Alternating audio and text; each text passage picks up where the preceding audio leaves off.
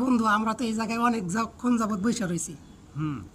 এখন চল, তোমারও ক্ষুধা লাগছে, আমারও ক্ষুধা লাগছে। এখন আমার কাছে 2 প্যাকেট বিস্কিট আছে, চলো আমরা সমান ভাগে ভাগ করে খাই।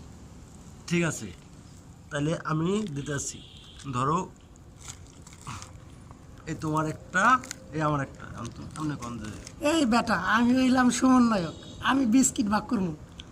আমি সমন্বয়ক, আমি ভাগ করবো।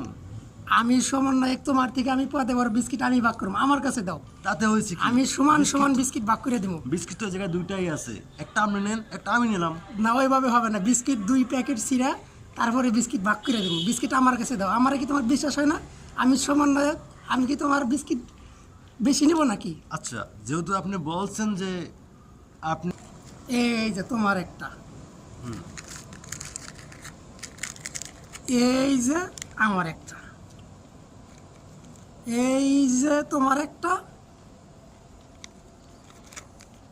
এই যে আমার একটা। ভাগ কিন্তু সমান সমান করতেছি, ভাগ কিন্তু কম বেশি করতেছি না।